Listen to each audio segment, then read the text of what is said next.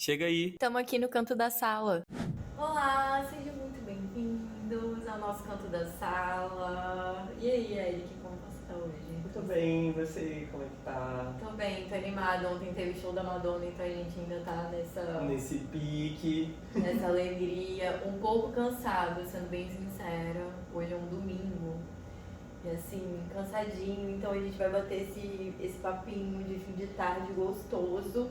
E antes da gente começar, eu quero que você comente aqui que horas do seu dia você tá escutando a gente, por favor. Então conta pra gente se você tá aí lavando uma louça, se você tá aí fazendo a faxina de casa, ou se você já fez tudo isso e tá só curtindo aquela tardezinha, perto de um cafezinho da tarde, bem sem horas. E hoje, gente, olha, a gente tá aqui com a maravilhosa Laiana pra falar um pouquinho pra vocês, contar um pouco da história dela. E aí hoje a gente vai trazer uma crise bem intensa, né, amiga?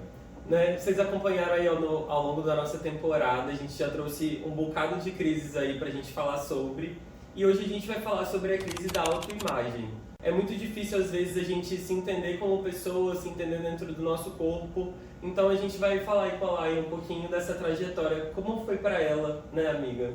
Se descobrir aí novamente. Exatamente. Seja muito bem-vindo. Obrigada! E você, como tá? Eu tô ótima, muito feliz de estar aqui, muito obrigada pelo convite. Fiquei bem. Não sei nem qual a palavra, eu acho, bem extasiada, talvez, Ah, pra que poder maravilha. contar aqui todo o meu processo. Como a Lai já falou, muito bem-vinda. A gente fica muito feliz de você ter aceitado o nosso convite e dividir um pouquinho dessa história aqui com a gente no canto da sala. Então, já vamos começar divulgando o seu Instagram, porque a Lai Sim. vai contar pra gente um pouco da história dela. E no Instagram dela, ela fala um pouco desse processo que a gente vai conversar hoje, né, Lai? Aham. Então, já vamos começar com as perguntas pra gente iniciar esse bate-papo logo e descobrir o que a gente vai falar hoje nessa crise da autoimagem. Primeiro, como foi a sua vida antes da decisão da bariátrica e a sua relação com o corpo? Eu fui obesa desde os 7, 8 anos de idade. Toda a família do meu pai é obesa. E aí, quando eu comecei a ficar sozinha em casa, que as amigas, uma foi para os Estados Unidos, outra se mudou e eu comecei a engordar. E aí eu lembro de eu lá pequenininha, minha mãe subindo na balança, eu nem entendi por que ela ficava preocupada quando eu subia na balança. Mas eu tenho essa imagem, então eu fui obesa aí por 25 anos, aproximadamente. E a partir do momento que eu comecei a entender, principalmente na adolescência, né?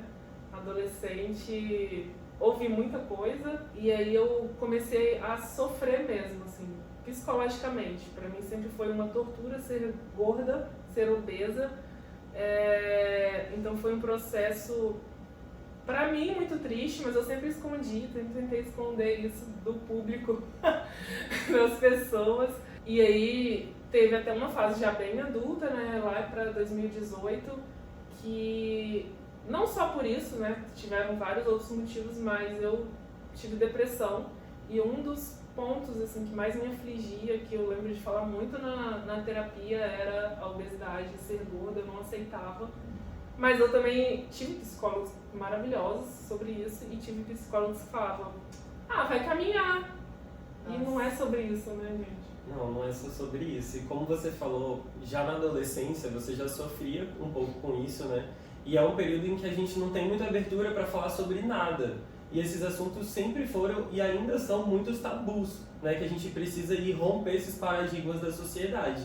A gente sabe bem como adolescente também sabe ser cruel, né? Sim, muito. Então, é um ponto, sem dúvida, que dita muita coisa de como vai ser o nosso futuro dali adiante. Porque a gente vai aprendendo em que determinadas coisas a gente não pode falar sobre, então a gente tem que tentar ir lidando com isso sozinhos. E como lidar com uma crise tão complexa sozinho, né? E ainda mais na juventude. Eu lembro, assim, de cenas específicas de meninos, assim, que nem era, tipo, que eu era apaixonadinha, nem era nem nada disso. Mas, de graça, assim, eles vinham e falavam, você é feia porque você é gorda, sabe? Nossa, isso machucava, só que você tinha que ficar calado, porque quem era você pra falar alguma coisa, né? Você não pode falar nada, você tem que aceitar e pronto. E era numa época que não se falava de bullying, né? Então... Nossa, é um pouco depois disso, né, que a gente volta. Foi muito tempo depois, de certa forma, assim, para isso de fato ser abordado nas escolas, em diversos outros ambientes, né, mas majoritariamente nas escolas, que era o maior foco dessas situações acontecendo. Então demorou muito tempo para isso ser reconhecido e a gente conseguir, tipo, ter medidas eficazes para lutar contra isso, né?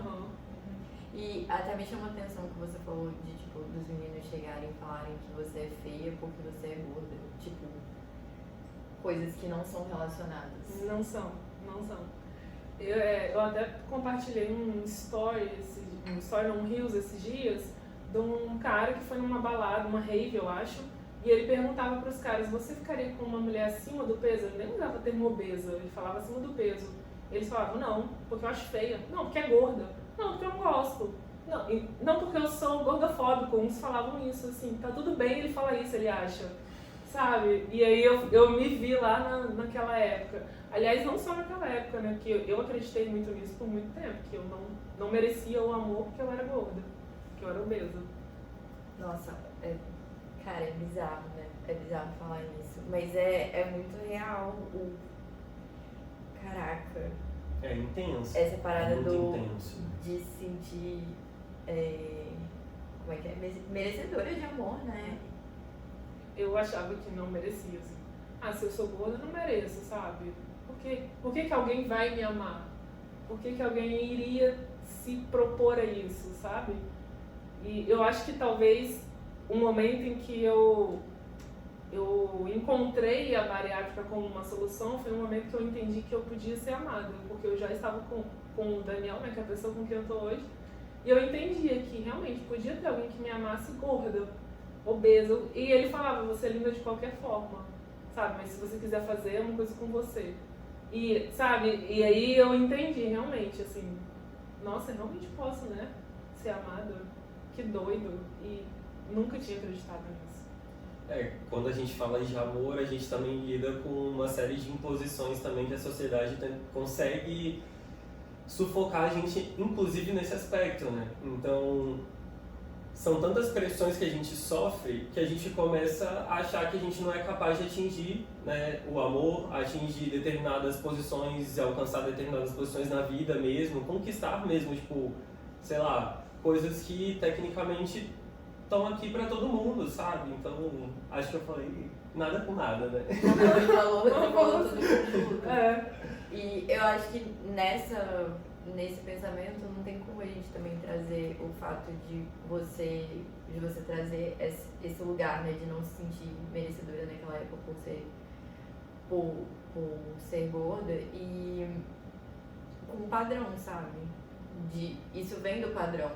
De você não se encaixar naquela condição específica e por isso você não pode querer, não pode desejar, não tem esse lugar de poder receber também. É te vetar de todos os espaços que você pode ocupar, né? Tipo, querer te deixar ali num canto e é ali que você pode ficar só. Você não pode ocupar os outros espaços. E não, peraí, tipo, quem são vocês pra falar o que a gente pode ocupar ou não? E a gente pode abranger bem mais coisas também, né? Não só o amor, que é super importante, mas uma simples loja. Esse não é seu espaço, uma loja de roupa. Sim. Porque o GG que tem naquela loja é para uma pessoa magra, assim, no máximo acima do peso, entende?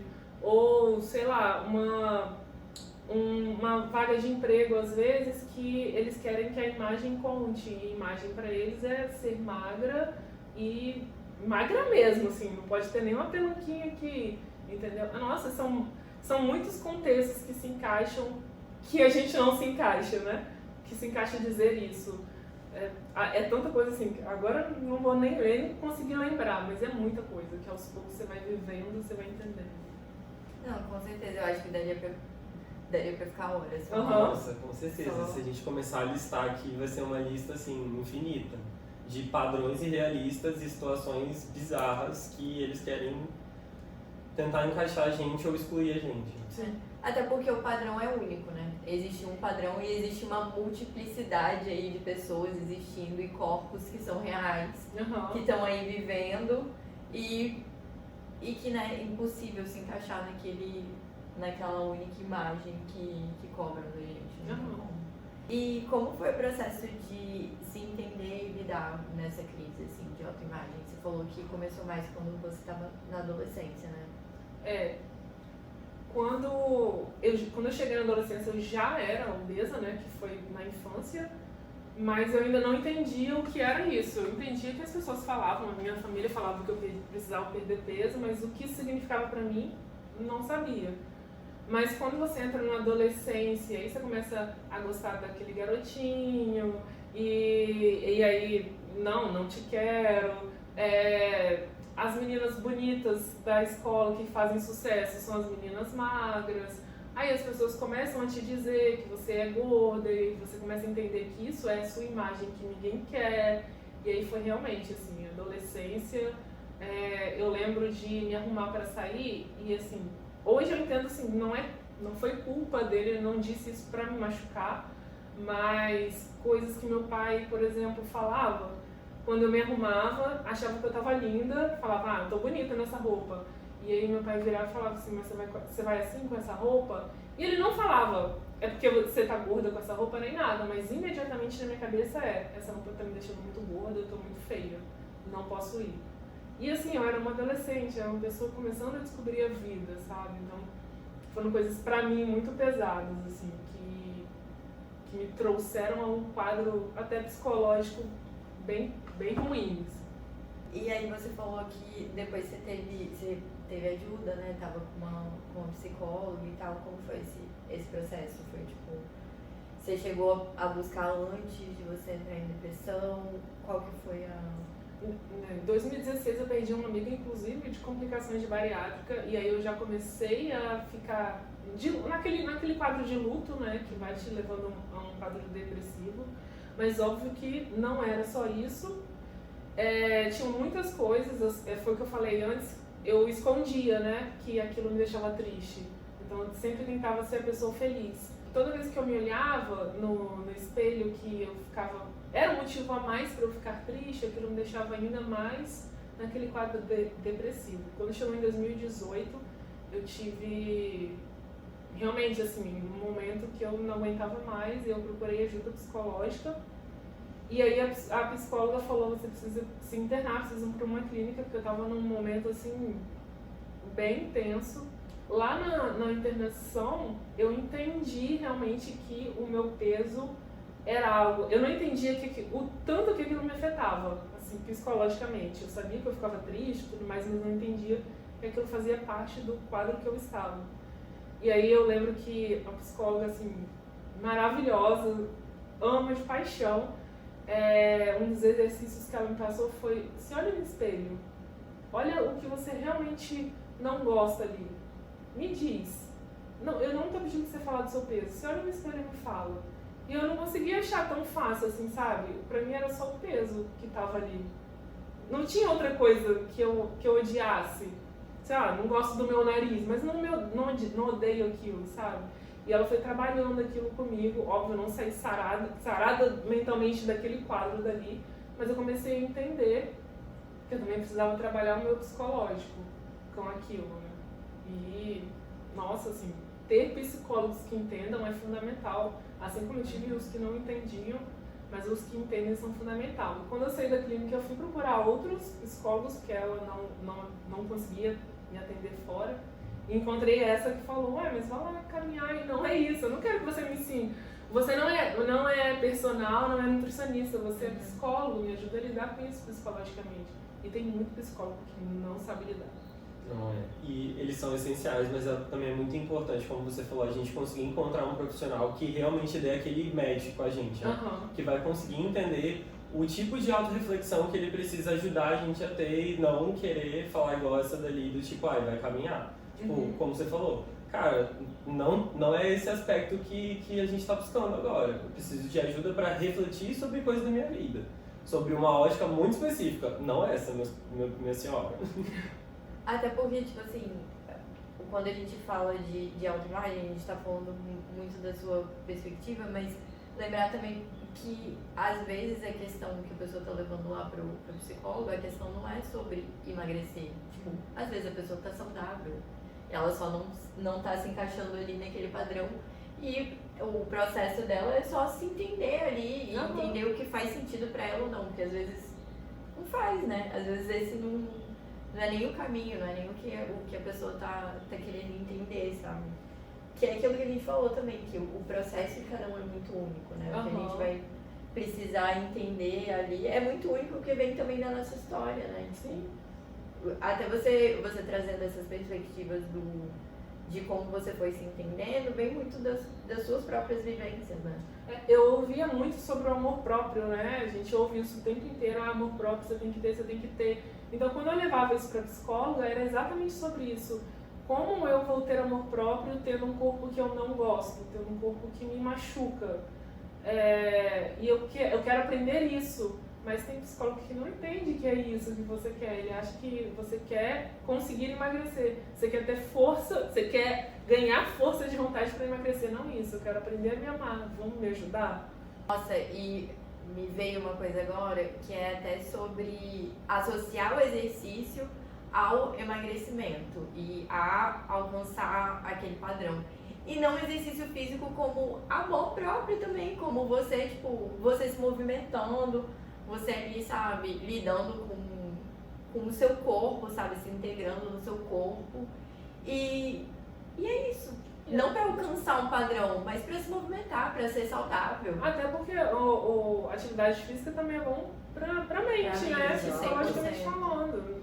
E não tem uma receita do tipo, você vai fazer 200 abdominais, 300 flexões, 4 leg press, não sei o que, tipo, não tem uma série perfeita, tipo, o importante do exercício físico é você se movimentar, né, sair daquela inércia e como você também falou, né, Lai, tipo, o exercício físico por si só já vai auxiliar ali e te liberar muitos hormônios, muitas endorfinas gostosinhas pra você ficar com o corpo ali e a mente mais relaxada e tal, mas não é só isso, tipo, é um combo, tipo, isso é uma parte muito pequena que precisa ser desmistificado, porque ainda tem muito essa associação de que você só vai atingir o emagrecimento se você fizer muito exercício físico. Calma, pera lá, tem muito mais coisa associada aí. E é importante, assim, salientar também que eu não fiquei na inércia por 25 anos. E aí cheguei e falei, não fiz nada há 25 anos, nunca tentei emagrecer, vamos ali fazer uma bariátrica então. Não foi.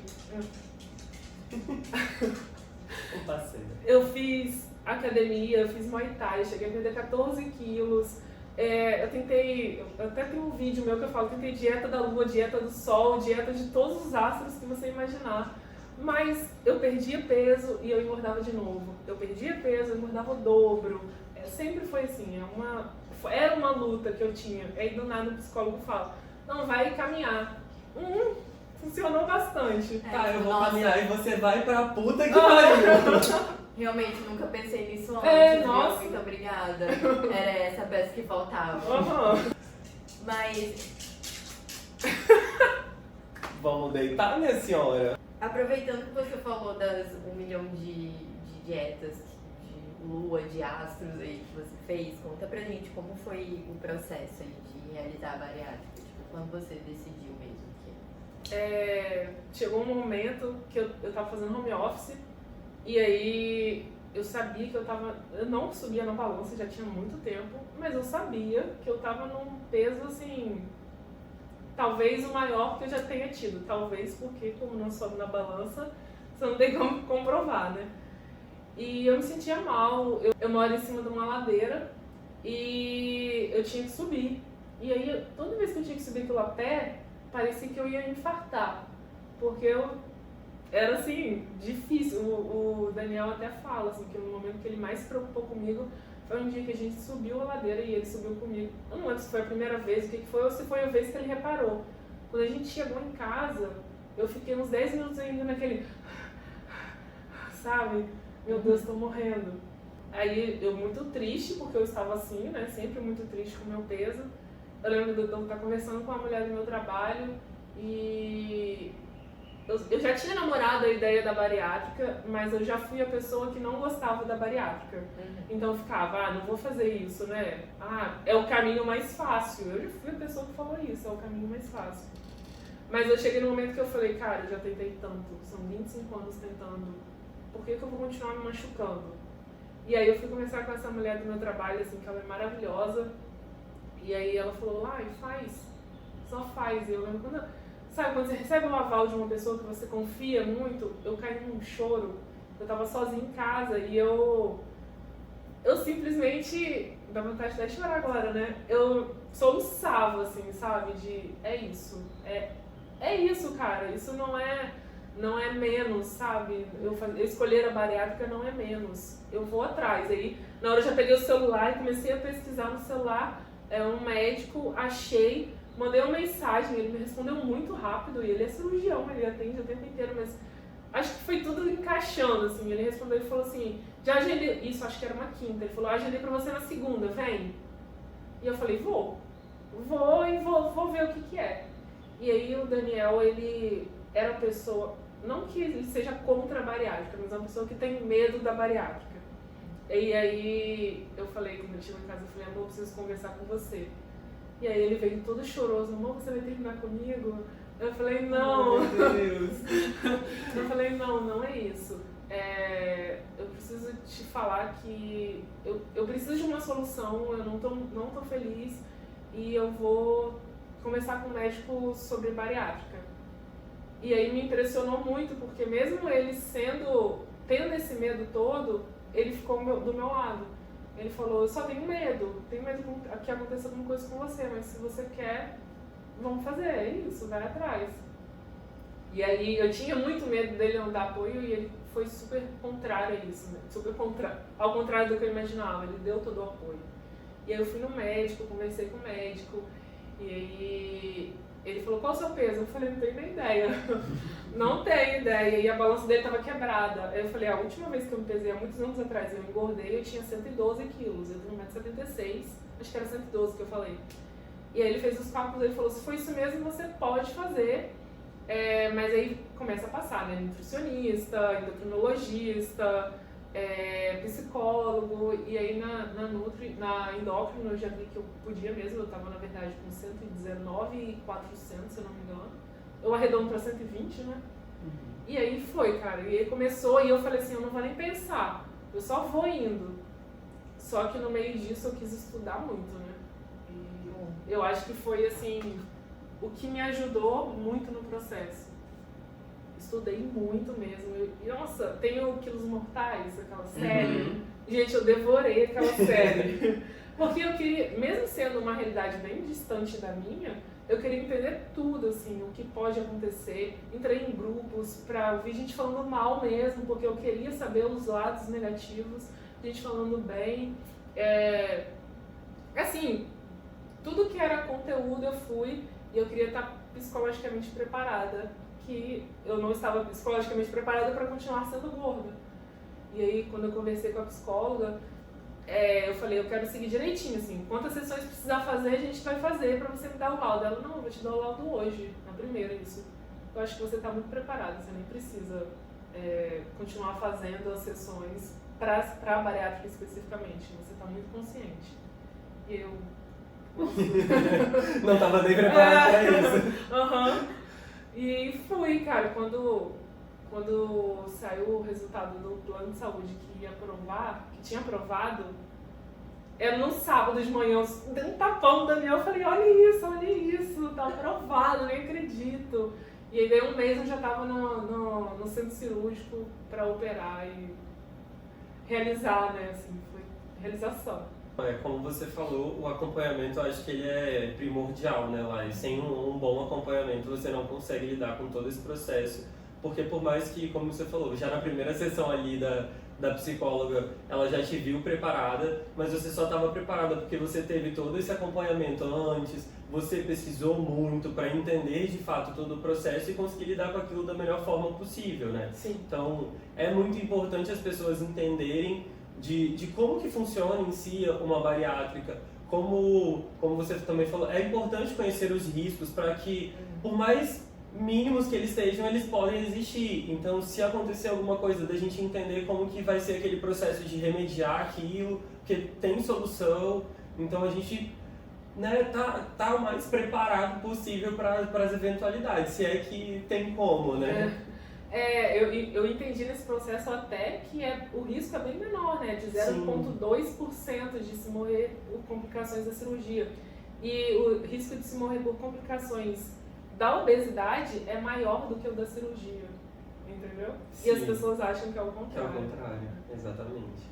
E quanto tempo foi esse processo, assim, Da minha decisão? primeira consulta até eu entrar no centro cirúrgico, é isso que você perguntou? Aham.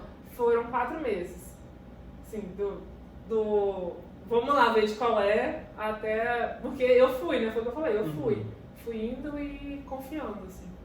Mas até porque você até falou, né? Você já estava nesse processo de se entender e de entender o que você estava precisando naquele momento há muito tempo, né? Aham. Então, quando vem essa decisão também, até pelo que você falou, né? De você ter entrado muito nos estudos e mergulhado mesmo nesse processo com cabeça e tudo, né? Foi e viveu isso. Eu acho que é muito resultado, né? O que eu sempre falo, assim, esteja preparado psicologicamente. Então eu queria estar. E aí, talvez porque quando eu cheguei na psicóloga eu já estava com tudo isso na cabeça, que ela falou, você já está pronta. Mas é essencial, gente, que você entenda todo o processo. Porque senão principalmente no pós-imediato, você vai se arrepender. E pode acontecer mesmo estando preparado, porque os primeiros dias são difíceis. E você vai odiar aquela decisão que você tomou e não tem como mais voltar atrás. E às vezes não só no imediato, porque você não estava preparado para as coisas que podem vir depois, para a mudança de vida que vem depois, porque simplesmente você só fala, vou ali cortar meu estômago e pronto. Tem gente que acha que é só isso, entendeu? Não é, como você falou, é uma mudança de vida. E aproveitando que a gente está falando dessa mudança de vida, Lai, conta pra gente como que foi o seu pós-imediato ali, aquelas semanas que tem que ficar na dieta líquida, né? Então, a gente sabe que o iniciozinho, como você falou, pode ser bem desafiador, então a gente tem que estar preparado para enfrentar essas situações, né? Eu brinco que a dieta líquida passa, mas ela passa por cima de você, né? É difícil demais, gente. Você pode perguntar para 400 pessoas e ouvir relatos de todas essas 400 pessoas que você não vai estar preparada realmente para o que vem. São os primeiros 3 dias são um negócio bem ralo que nem proteína pode, é proteína que te dá um up, então você fica ali, né, morrendo. E aí depois são 15 dias de dieta líquida mesmo, água de cozimento das comidas. E é desesperador, porque é de meia hora, você tá comendo aquele copinho de café, sabe? Nossa, eu não aguento ver aquele copinho de café. com alguma refeição. Aí era gelatina, a gelatina não é aguada, a gelatina é normal, mas antes dela chegar no seu estômago ela vira água. Iogurte, os caldos salgados, Gatorade, que eu tomei um curso. Nossa, aquilo tem um gosto de artificial, assim. Nossa, mas aquilo tem uns negócios nele Uns eletrônicos, né? que te deixa num up, assim, né? Mas nossa, eu acho que eu comprei uns 4, eu só tomei um, o resto ficou tudo na casa da minha mãe, eu fiquei lá, né? Água de coco, que água de coco eu sou apaixonada, mas tem gente que toma o mesmo ranço com água de coco. E é isso, assim, suco também, sem açúcar, sem nada, e o whey que entra a partir do quarto dia. E é aquilo a cada meia hora. Gente, eu não aguentava. Aquele negócio, você não pode fazer nada, você tá operado. E aí o tempo não passa, porque de meia hora você tá lembrando que o tempo existe. E aí você não tem o que fazer. E meu Deus do céu, que agonia, que tédio, e aquelas dores também, porque dá muito gás. Eu até fui parar no pronto-socorro, né? Porque o gás que eles injetam na cirurgia ficou todo aqui, alojado. Aí deu uma dor insuportável. Nossa. Você injeta um gás pra inflar a barriga e aquele gás tem que sair. Só que o meu ele ficou aqui na preguiça, no cantinho que eu vou dormir. E aí doeu muito. Socorro. E aí você tem que caminhar, só que você não tem ânimo nenhum pra caminhar. E aí chegou até... Foi tão tenso assim pra mim os primeiros 15 dias, que chegou uma hora que eu me desligava, eu começava a jogar no celular e eu esquecia que eu tinha que comer. A bonita aqui esquecia. e eu comecei a ter umas vertigens que eu parecia caleidoscópio, sabe? Que começa um monte de coisa colorida assim na sua mente, e aí era uma tontura. E dava aquilo a cada 2 minutos e ficava meia hora dando isso. E aí eu comecei a chorar de desespero. Hoje eu entendo, na época eu não entendia, hoje eu entendo que foi porque eu cometi essa loucura de pular as refeições, né? Porque realmente, assim, você não aguenta, você tá cheio demais e tá aquele líquido ali. E aí, os primeiros 15 dias passam, você começa a comer um pouquinho mais espaçado. Uma comida mais pastosa já ajuda bastante, pode mastigar, pelo menos eu pude mastigar mamão e banana, que também ajuda, e queijo ajuda demais, que você mastiga de novo, né? Sim. Nossa! E aí foi quando começou a dar um alívio, assim, finalmente. Agora eu tô... Que é mais hidratadinho, né? Então, assim, parece que vai acalmando mesmo por onde que passa. Né? Ai, e são coisinhas gostosinhas, né? E banana e mamão que é bem docinho, assim, nossa, eu vejo gente falando assim, eu acompanho algumas pessoas que estão fazendo ainda, e aí quando elas passam pra dieta pastosa, eu me lembro assim, nossa, é essa sensação mesmo, gente, que as pessoas ficam, nossa, finalmente, uma coisa mais grossinha, é isso mesmo. Você tinha falado também que você misturava gelatina com iogurte, isso, né? Pra dar uma diferenciada, né? Pegava a gelatina, aí cortava ela assim, botava o iogurte, que eu podia tomar também tudo zero açúcar, zero lactose, zero tudo. E aí falava, é um docinho, né? Mas tá zero ali, e aí era diferente, e aí dava um acalento no coração pra engolir aquilo. Mas é todo um processo, e depois a gente precisa entender também sobre uma reeducação alimentar a longo prazo também, né, Lai? Porque é uma mudança de vida ali pro pós-operatório, mas também é uma mudança que vai perpetuar ali dali em diante, né? A gente opera o estômago, né? Sempre a frase assim que a gente fala, a gente opera o estômago e não opera a cabeça. E a gente tem um período de lua de mel, que é de 1 ano e meio a 2 anos da cirurgia, que você pode fazer as coisas mais absurdas que você não vai engordar. Vai emagrecer, talvez não tudo que você deveria, mas você não vai engordar. Só que a gente tem que aproveitar esse período para mudar a vida, mudar a cabeça, o pessoal fala mindset, né? Para mudar tudo isso, assim, fazer atividade física, uma alimentação mais saudável. Vou viver de dieta, nunca mais vou poder comer nada. Não é isso, gente, mas é você ser mais saudável, sabe? Não é que não vou comer nada nunca mais, sei lá, uma vez só no mês. Não é também assim tão restrito, é você entender o que te levou a chegar naquele peso e que eu não vou mais viver daquele jeito. Eu quero ser mais saudável, comer mais verduras, mais frutas. Entende? Sim. É realmente mudar isso. É um grande mito achar que você não vai poder comer mais determinadas coisas, né? Do tipo, não, você pode comer um hambúrguer, você pode comer uma pizza, enfim, se deliciar com o que for ali sua comida favorita, mas entender que não dá pra fazer isso todo dia, tipo, isso não é saudável pra ninguém, né? Tipo, viver de fast food e tal, tipo, a gente, às vezes na adolescência, pela praticidade, às vezes no período da faculdade a gente fica ali comendo mal mesmo, né? Às vezes até depois a gente vive nos miojos, umas coisas que, gente, não é bom pra ninguém. Então, assim, é se readaptar, igual você falou, poxa, a gente tem o privilégio, pelo menos aqui em Vitória, de ter feiras na cidade, você consegue consumir alimentos de uma origem super fresquinha, tipo, super gostosinho, até mais barato do que o mercado. Então, assim, Eu tenho esse hábito de fazer feira, né? Inclusive hoje a gente estava lá.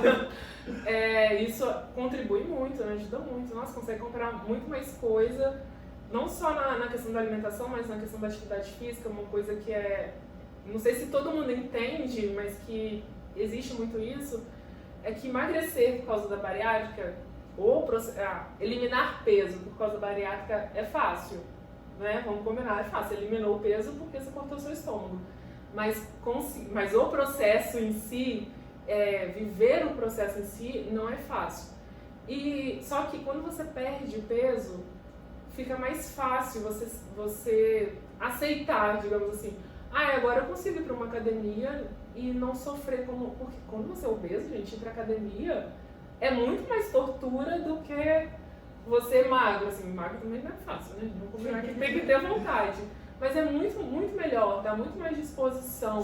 Entende? Então, ok, você conseguiu emagrecer porque a bariátrica te ajudou, mas o que você vai fazer por isso? Você também ganhou ânimo, então bora lá pra academia. Ganhar esse ânimo também...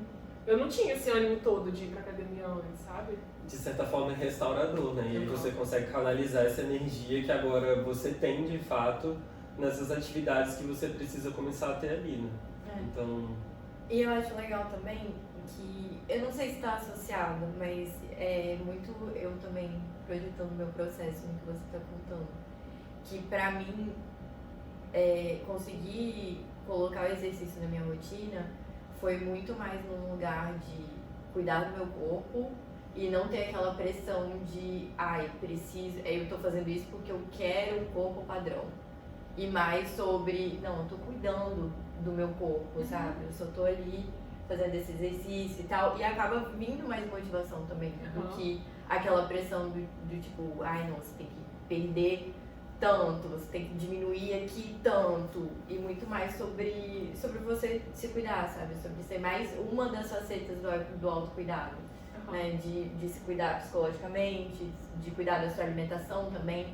Que isso é outra parada doida, o quanto a alimentação afeta o nosso psicológico também. Sim, nossa, com certeza. Tipo, diversos alimentos vão te deixar, às vezes, mais animado, mais energizado, de fato, pela própria composição, ou dependendo, sei lá, você comer uma feijoada, é óbvio que você vai querer ficar ali deitado o dia inteiro, porque é uma comida super pesada que você vai precisar canalizar energia para digerir aquela feijoada.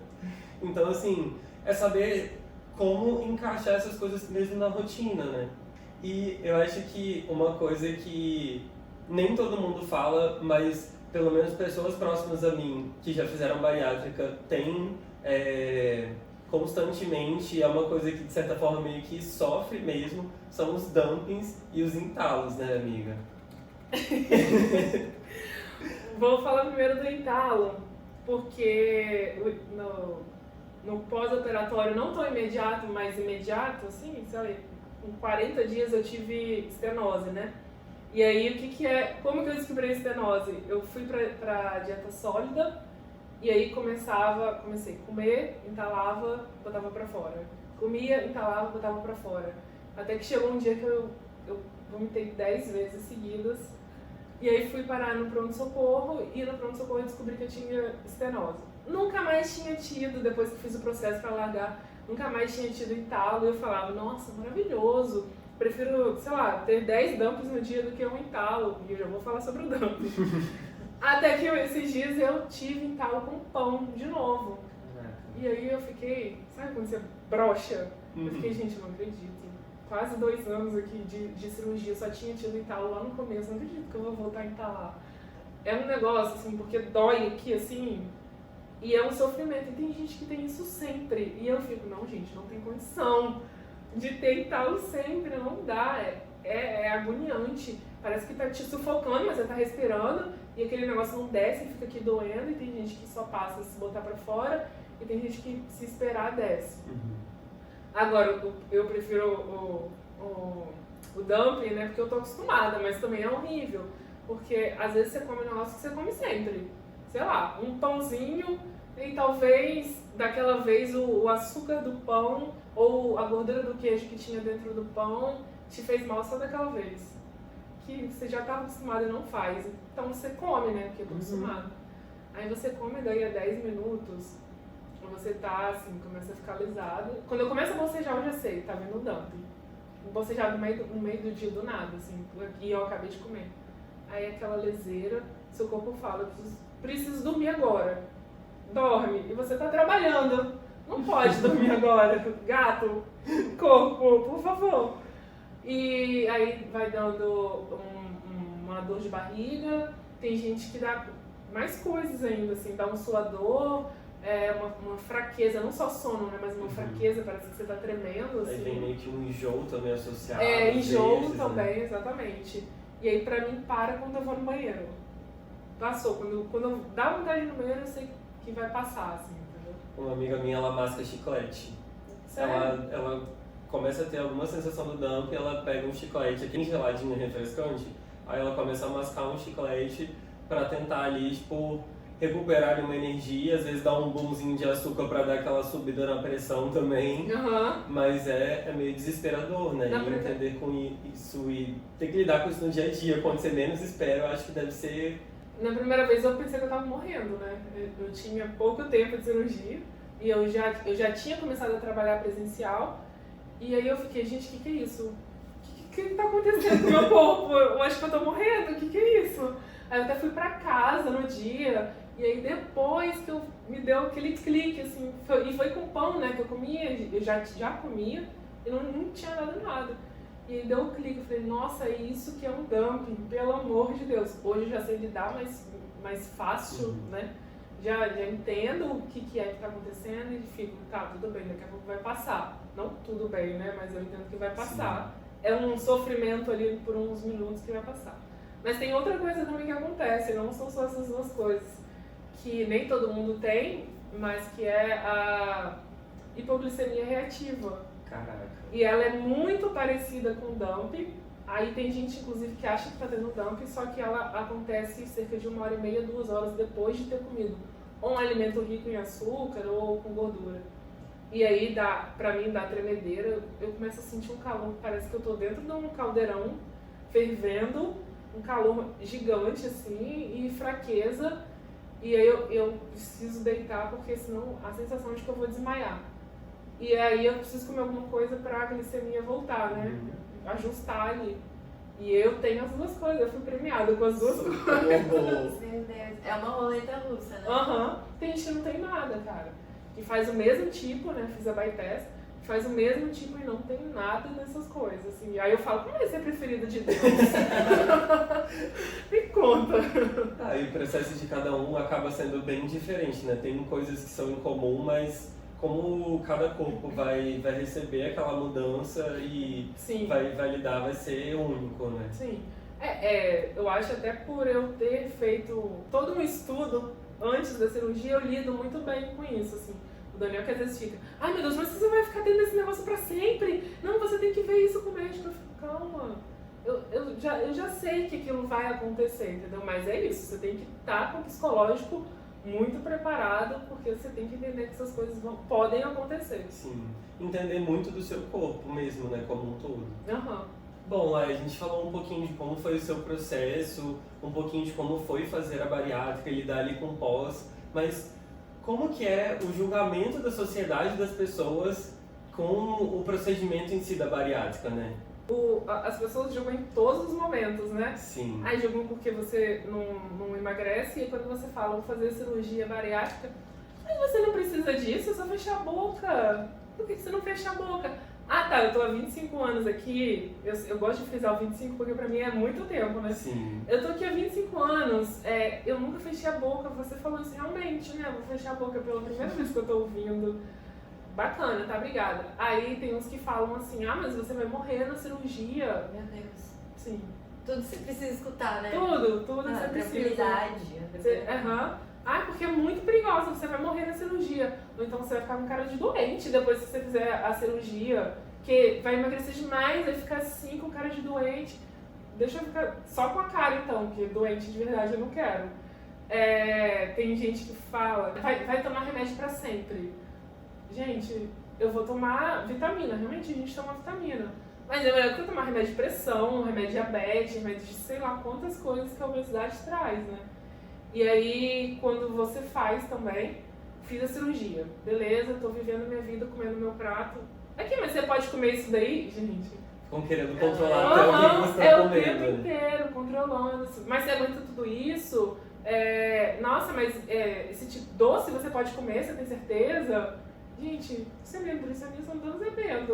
Me fala o seu Pix pra eu pagar, esqueci de pagar a última, gata. Me manda, aproveita então, já me manda o cardápio aí da semana que vem pra me organizar, querida. E tem muita gente, eu já vi, não aconteceu comigo, mas eu já vi gente falando que tá, até porque, né, eu tô comprometido, mas tem gente que tá ali conversando com alguém e a pessoa descobre que a pessoa é bariátrica. Ai, nossa, mas você é bariátrica, né? Nossa, pensei que você fosse linda, mas é bariátrica. What? É o preconceito só porque a pessoa fez a bariátrica.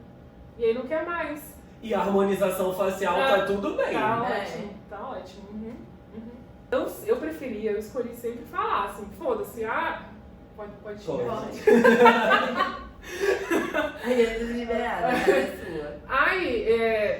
A pessoa, eu sou quase assim, a pessoa tá passando, sou bariátrica, tá? Beleza. Porque eu não quero que depois descubra e fique julgando depois, assim. Teve um psicólogo que eu fui, que eu falei, vou voltar a fazer depois da cirurgia já. E às vezes eu sentia que eu tava precisando voltar a fazer acompanhamento, e normal, não só por causa de bariátrica, coisa da vida. E aí eu cheguei pra ele e falei assim, porque eu sou bariátrica. Ele, primeira frase dele, assim, já. É por isso que eu sou contra a bariátrica. Eu fiquei assim, eu vou dar mais uma oportunidade pra ele, né? E nem precisava, eu acho. Eu não consegui, assim, ele era péssimo, mas dava pra ver na primeira frase dele, né? Eu não tô te perguntando isso, cara. Me veio isso antes na nossa conversa também, e agora me fez lembrar de novo.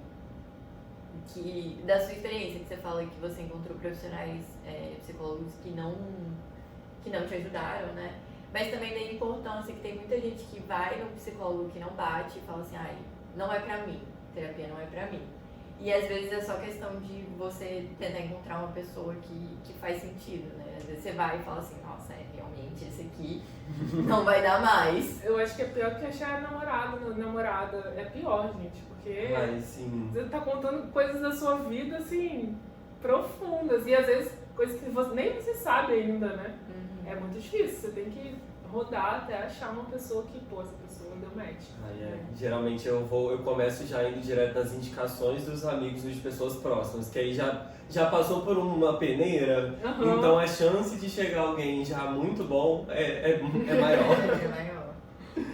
Então chegou a hora do nosso quadro mais adorado, o Top 5 Ódios. E no Top 5 Ódios de hoje a gente vai falar um pouquinho dos top 5 ódios da imposição da sociedade sobre os nossos corpos. Galera, a gente tem bastante coisa pra reclamar, vai ser até difícil, acho, escolher só 5. Esse aí teve uma lista. Uma lista também. Poderíamos ficar ali, mas a gente fez aqui, acho que uma boa seleção pra reclamar um pouquinho hoje, né? E acho que pra começar e abrindo o top 1, a gente pode começar com o ódio dos padrões de beleza irrealistas, né, gente? Pelo amor de Deus. Não, capa de revista, novela, série, boneca, manequim, tudo é aquela pessoa assim, com a bunda grande, com o peito grande, escultural, e é isso, assim, nunca me enxerguei nesses padrões. Não, e vai ficando cada vez mais difícil, né, porque vão desenvolvendo outras técnicas agora de procedimentos estéticos, então além do corpo, o rosto, determinada textura às vezes da sua pele e do cabelo. Até então, o dente, assim, né? O dente agora ali com as facetas. Então assim, cara, como? Aonde a gente vai chegar, né? E é isso também, o mercado vai se aproveitando dessas nossas inseguranças também, né? E aí, se for pra encontrar defeito, achar. Só que aí é onde a gente precisa muito, né? Eu acho que além do bom acompanhamento com o psicólogo, pra gente estar bem com a gente mesmo, é entender, tipo, da onde vem também a nossa sensação de estar bem consigo mesmo, né? Do tipo, como você falou, da gente se olhar no espelho e falar, cara, eu me amo do jeito que eu sou, do tipo, esse é o meu corpo, essa é a minha pele, é assim que eu sou, o meu nariz é desse tamanho, o meu olho é assim mais esbugalhado, é mais fechadinho, e tá tudo bem, sabe? Beleza é uma coisa muito relativa. O que a indústria tenta, acho que, padronizar e vender como beleza é, tipo, o nada perto da diversidade que a gente tem no mundo. Então, assim, cara... Às vezes eu acho muito injusto eu ter precisado chegar à cirurgia para poder eu me enxergar como parte de uma sociedade, parte de um padrão, não de um padrão, não, porque eu não sou padrão, enfim, nunca vou ser, mas parte de algo, né? É injusto, por quê? Porque eu passei a vida inteira sem poder me enxergar sendo parte. Porque não permitem, as pessoas não permitem, simplesmente, ninguém permite. E eu acho que eu até me peguei aqui no ato falho, que eu falei de encontrar defeito. E na real é o que eles fazem acreditar que é defeito, né? É só o que eles fazem a gente entender. Mas é isso, E é também complicado, acho que é muito importante a gente também trazer nesse ponto o quanto isso não é algo linear, né? Não é tipo, cara, pra mim pelo menos, cada um tem a sua própria história, né? A sua própria relação. Mas, pô, eu tenho trabalhado nisso há muito tempo e não é também mil maravilhas, né? A gente se propor a se amar. Eu acho que a gente vai encontrando vários desafios nisso, assim, e a gente vai tendo que olhar pra gente com muita verdade e aceitar não só o que a gente é de corpo, mas também o que a gente é de personalidade, o que a gente, né, quer mudar, o que não quer mudar, o que faz sentido, o que não faz. E é um processinho bom aí que vai. Poxa! E se a gente expandir, a gente já esbarra até num segundo ódio, né? Que é a expectativa das pessoas sobre o nosso gênero. Não basta de criar expectativa sobre o nosso corpo quanto à aparência, mas criar uma expectativa em cima do nosso gênero corporal e dizer que aquilo também vai ter que te limitar como pessoa, né? Pelo amor de Deus, gente! 2024! Bora, acorda! Bora. As pessoas são fluidas, elas são diferentes. Caraca, você pode gostar de um coleguinha e a outra pessoa não. E ninguém precisa reclamar disso, tá todo mundo feliz aí. E a vida dela não interfere na sua. Exato! Sabe? Então assim, meu Deus, deixa as pessoas serem felizes e se amarem. Que saco. Deixa o corpo da outra, deixa a decisão dos outros, né? Pelo amor de Deus. E é muito isso que você falou, né? O que vai impactar na sua vida? As pessoas se preocupam muito com isso, né? Nossa, demais. Daí dá pra gente fazer mais um episódio pra reclamar disso. Porque Pelo assim. Pelo amor de Deus. E aí, outro ódio é a estigmatização do peso, né? Que a gente até já começou a comentar nesse episódio tipo assim, do corpo poder falar se ele é saudável ou não, sabe? Tipo assim, você não pode ser gordo saudável. Você com certeza tá doente. E não é bem assim. Inclusive, no meu processo pra cirurgia, que eu tive que ir na endócrino, ela falou assim, você tá começando a ter uns problemas realmente que são considerados e que você consegue pro laudo pra cirurgia por causa deles.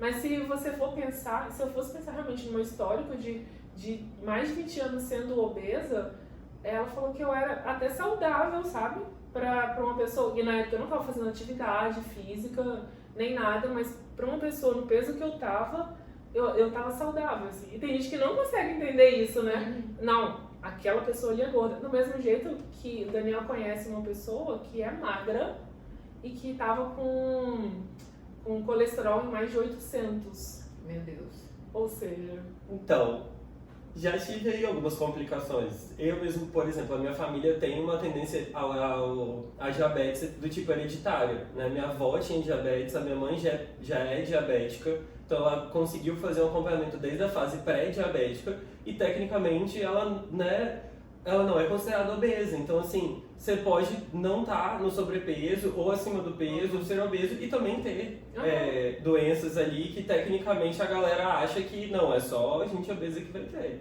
Então, cara, é desassociar mesmo, tipo, o peso não tem nada a ver com a sua relação de estar saudável ou não. Isso é uma outra coisa, né?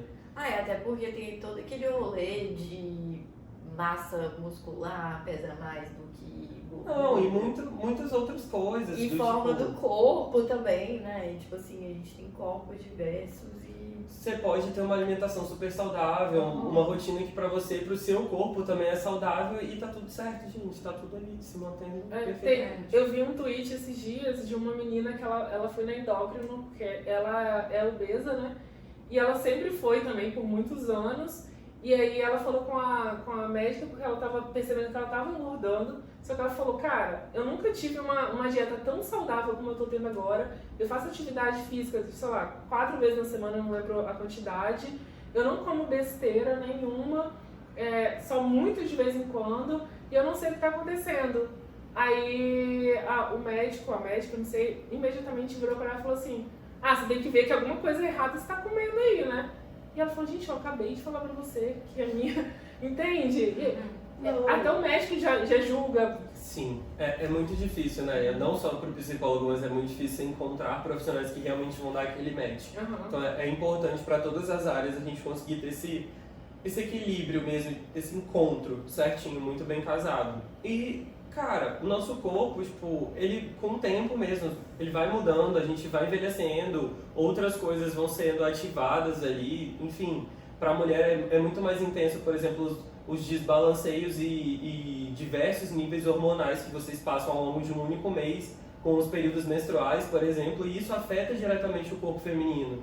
Então, assim, caraca. Você falou isso no período de TPM, período menstrual. Eu geralmente chego a ganhar 2 quilos. E aí, pra mim que tá no processo, né, que eu tô com 1 ano e 8 meses, ainda tô ali na lua de mel. Se eu não entendesse que é isso, poderia ser desesperador. Eu já vi mulheres desesperadas. Mas é por causa aí, hormônio e tudo mais. Tópico 4, idade e envelhecimento. A gente vai, né, chegando, você já tá... Você tá com quantos anos? Eu tenho 34. É verdade. Quase 35 já, batendo ali. Né? E como é que tá essa... Eu fugindo Não tem completamente, problema. fugindo completamente do tema. Como é que tá o pós-30? Eu tô descaralhada agora da cabeça, sabe? Eu gosto de conversar com pessoas que... Eu ouvi foi você que falou em algum episódio que com 25 você entrou na noia, eu entrei com 28 na noia. De, meu Deus, eu vou fazer 30. E aí foi na época ainda que eu tive a depressão e eu falei, meu Deus, 30 anos, tudo isso, sabe? Mas aí você passa dos 30, você entende que, meu Deus, a vida é bem mais, né, do que simplesmente ter a idade. E aí, hoje, né, principalmente depois da cirurgia, eu acho que eu tô vivendo a minha melhor fase, assim, de todos os tempos.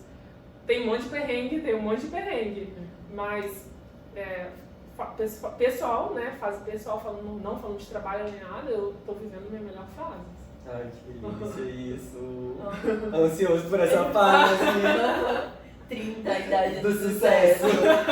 Mas eu tô perguntando isso porque o próximo áudio que a gente vai falar é sobre idade e envelhecimento. E agora, assim, com 28, por exemplo, eu tô começando a ver os primeiros sinais, assim, porque antes, tipo, eu acho que a gente vem numa ascensão muito grande até os 25. E aí, pra mim, tá sendo os cabelos brancos, assim. Não que eu tenha um problema com eles, mas é um choquinho ver cabelo branco, sabe? E querendo ou não, a gente começa a ver umas transformações do corpo, né, conforme vai passando. Você passou já por uma mudança de corpo muito grande aí recentemente, né? Uhum. E eu acho que a gente vai acabando encontrando isso, querendo ou não, ao longo da vida, né? Não sei se casa muito com o tema do ódio, mas uma coisa que me chocou quando eu falei com a nutricionista, porque eu quero ter filho ainda, né? Aí ela falou assim, tem que correr, né? Aí eu descobri que a partir dos 36 é considerado gestação geriátrica. Eu fiquei, gente? Geriátrica? Com 36? E eu tenho 34, esse ano, daqui a poucos meses faço 35. E eu fiquei assim, como assim, gente? E isso me assustou, me impactou, né? Realmente, tô ficando velho. Eu acho que teve uma conversa parecida também que causou isso, que foi... Acho que foi uma conversa com um amigo, nem lembro quem que foi. Que foi meio que isso, de tipo assim, você vai querer ter filho? Porque assim, já tem que começar a decidir, né? Eu, meu Deus do céu. Eu não tô nem perto de ter com quem ter um filho, sabe? Tipo assim, esse é um problema muito do futuro. Aí todo uma mudança de vida, né? Mas Cláudia Raia teve com mais de 50, gente, estamos ótimos. Não, a medicina tá super bem avançada já, a gente consegue remediar muita coisa, então assim, vamos quebrar esse paradigma aí da idade também, galera. Chega, muda Brasil! E eu acho que assim, pra fechar todos esses olhos que a gente falou até agora com chave de ouro, Ela começou a cavar aqui. Tipo assim... E eu acho que pra fechar com chave de ouro esses 4 ódios que a gente falou até agora, e que eu acho que é uma coisa inerente a todos eles, é a pressão social, as expectativas que a sociedade cria acima da gente em todos esses poucos aspectos que a gente já listou aqui, né? Do tipo, se você não atingiu o padrão de beleza, você não tá no peso, se você não tem, sei lá, formato de rosto, a faceta off-white, sei lá, você não tá... Tem uma coisa que tá rodando na internet agora que, nossa, chega um pulo assim, que tá me dando nervoso, que é 30 coisas pra fazer antes dos 30. E já rodou isso várias vezes e estão rodando isso de novo. E assim, não só da idade que a gente tá falando aqui, mas lembrando, tipo, é uma pressão social. Por que eu tenho que fazer essas 30 coisas antes dos 30? Por que eu tenho que ser magro antes dos 30? Por que eu tenho que, sei lá, viajar pro exterior antes dos... Por quê? Porque, cara, o tempo é muito relativo, então assim, talvez pra você consiga conquistar isso um pouco antes. Que ótimo! Seja feliz, não pressione as pessoas a fazerem isso também. E até meio irreal, porque, cara, cada um tem as coisas que tem que fazer antes dos 30, não é uma lista que todo mundo tem que seguir. Cada um tem uma realidade diferente, né? Então, assim, entender e se colocar no seu espaço. Só invade do coleguinha se tiver permissão. E olha lá. Faça a sua lista realista diante dos 30. Ou antes de qualquer idade, né? Tipo assim, a gente sempre pode pegar e colocar uma meta, não precisa ser 30. Tem gente se separando aos 90.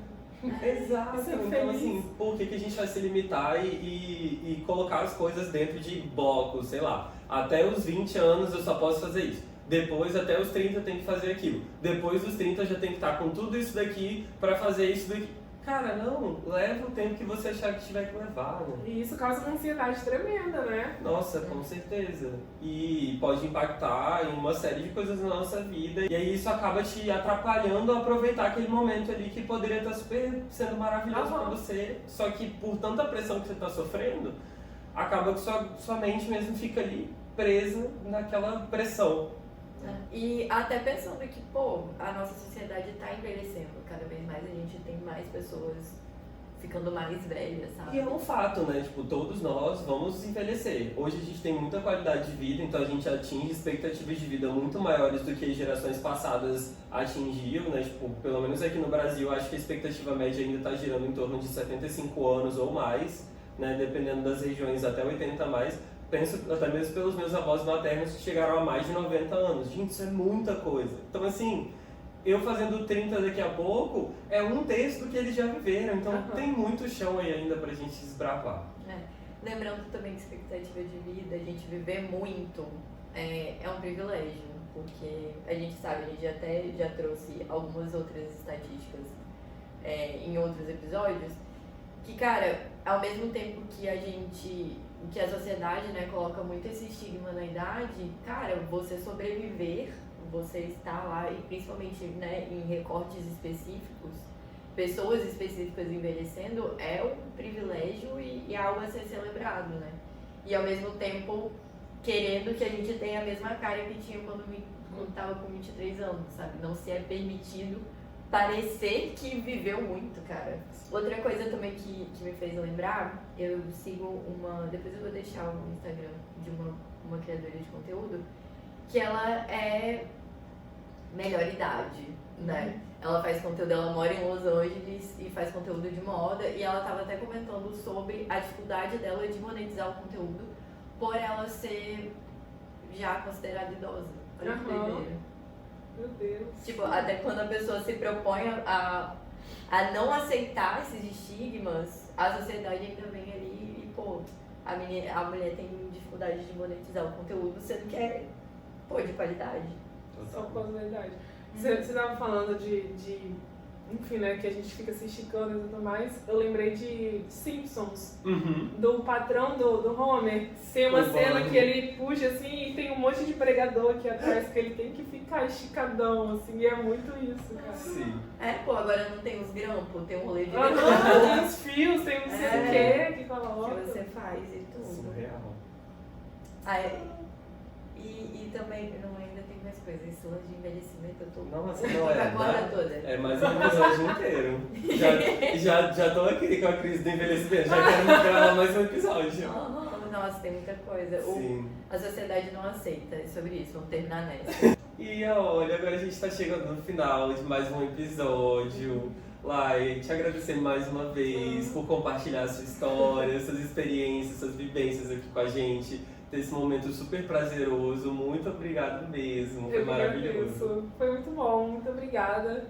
E é isso, gente. Sucesso pra vocês aqui nesse podcast. Gente, Obrigado. Compartilhem Por bastante. favor. E olha, a gente já falou lá no início, mas a gente vai deixar de novo aqui o Instagram da Lai para vocês compartilharem também com todo mundo. Sigam ela lá também, porque ela compartilha muita coisa também lá de como foi todo esse processo para ela. Então não deixa de seguir a Lai, tá? E se você chegou até o final desse episódio, como de costume, deixa aqui um emojizinho de espelho pra gente saber que você escutou esse episódio até o final.